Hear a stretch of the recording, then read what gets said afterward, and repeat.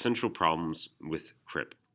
In this video, we will take a set of problems related to analyzing information provided and then solving using our integrated rate law and half-life equations. Let's begin. So 35, the decomposition of ethanol on an alumina surface proceeds according to this reaction and was studied at 600 Kelvin. Concentration versus time data were collected for this reaction, and a plot of concentration versus time resulted in a straight line with a slope of -4 times 10 to the -5 molar second. So the key to unpackaging this information is to first understanding that this information right here, that the plot of concentration versus time, is indicating what order of reaction this is. And since this is plot of concentration versus time, and not natural log of concentration versus time, and not reciprocal of concentration versus time, this is 0th order. So it's indicating that this is a 0th order process. Therefore, the rate law for this process, right, would be this form. So of course, using this equation, we should actually substitute in for ethanol. And so we would say rate is equal to K times the concentration of ethanol to the 0th power, or simplifying, rate is equal to K. So that's all we would need to indicate for this process, is rate is equal to K. And the integrated rate law would then be this form.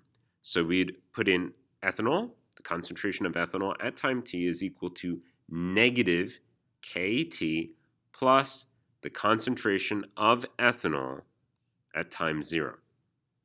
That would be the form of the integrated rate law. And the value of the rate constant would just simply be gotten by some analysis. Because if we look carefully at this equation, the slope, since this is in the form of y equals mx, t being our x-axis, plus b, the slope is equal to negative k, or rearranging, k is equal to negative of the slope. And the slope is provided, negative 4.00 times 10 to the -5th molar second. So k, the value of k, the rate constant for this process, is 4 times 10 to the -5th molar second. If the initial concentration of ethanol was 1.25 times 10 to the -2nd molar, calculate the half-life for this reaction. So here we need to use the half-life equation, and they're giving us the initial concentration of ethanol. So initial concentration is 1.25 times 10 to the -2nd molar. And this would be substituted right here for our initial ethanol concentration, and we would divide by 2 times the rate constant, K. And we can find the time it would take for the reaction to proceed to half of this original concentration. For C, how much time is required for all of the concentration of ethanol to decompose, we'd simply observe that concentration at this time would be 0. And so we have the initial concentration of ethanol, and we have the final concentration for ethanol, as well as the rate constant K. So we would use the integrated rate law equation, where concentration at time t would be 0, where K is our 4 times 10 to the -5th molar second. We would be solving for t, and our initial concentration is our 1.25 times 10 to the -2nd molar. Rearranging, we would solve for time t, the time required for all of this initial concentration to be consumed in the reaction. Next problem. Here we have a certain reaction that follows the general form. Coefficient of A times A will yield B of B. At a particular temperature, the concentration of A initial was 2 times 10 to the -2nd molar, and the concentration versus time data were collected for this reaction, and a plot of natural log of concentration of A versus time yielded a straight line with a slope value of negative 2.97 times 10 to the negative second per minute. So again, this information right here is indicating what order this is. This is first order because the natural log of the concentration of A at time t versus time yields a straight line. So we're asked to determine the rate law. And so the rate law would be rate is equal to K times the concentration of A raised to the first power, or just concentration of A. The integrated rate law would be this form right here. The natural log of the concentration of A at time t is equal to negative kt plus the natural log of the concentration of A at time 0. And the value of the rate constant is provided by understanding that the slope value was negative 2.97 times 10 to the negative second per minute. Since the slope in our general form is negative k, we can solve for k, and that k is equal to negative m. So k is 2.97 times 10 to the negative second per minute. Here we're asked to calculate the half-life for this reaction. And notice they do not provide us with an initial concentration. That's because the half-life for first order is not dependent upon initial concentration whatsoever. So we would take our 0.693 and divide by our rate constant k.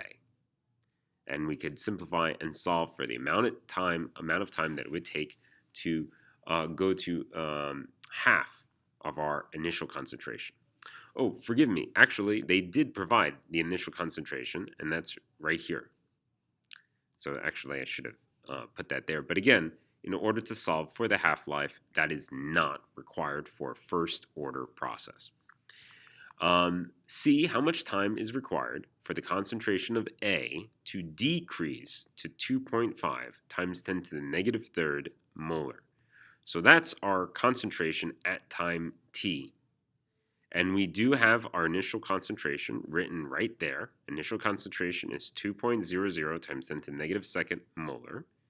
So we'd use this equation right here, this form of the equation. So we take the natural log. So on your calculator, do not take log, but press ln, natural log of this concentration.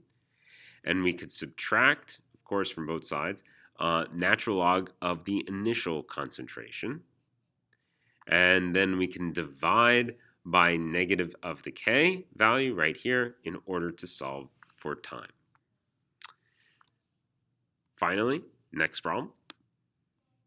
A certain reaction has the following general form, again similar to the previous one, but in this case, at a particular temperature and initial concentration of A, 2.8 times 10 to the negative third molar, concentration versus time data was collected through this reaction, and a plot of the reciprocal of concentration of A versus time resulted in a straight line with a slope value of positive 3.6 times 10 to the negative second per molar second, or seconds per molar.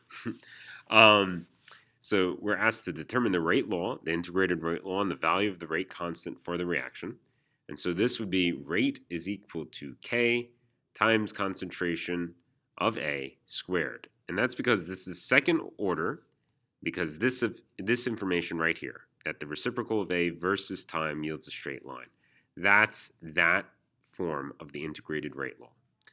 And so that would be our rate law, and this would be the integrated rate law, and the value of the rate constant, different to this and this, would be just simply that the slope is equal to K. You can see that right there. So that would just be the slope, which is a positive value.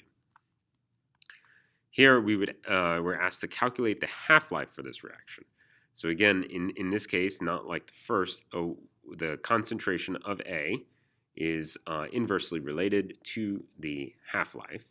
And we already have the rate constant K, and we have the initial concentration, so we would just substitute to solve for the half-life.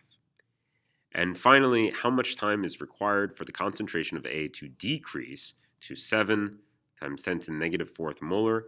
That would be the concentration of A at time t. And we'd use our integrated rate law equation. So we'd have this right here, as well as our concentration of A at time 0, and we have our rate constant K. We'd again be rearranging to solve for T. Till next time,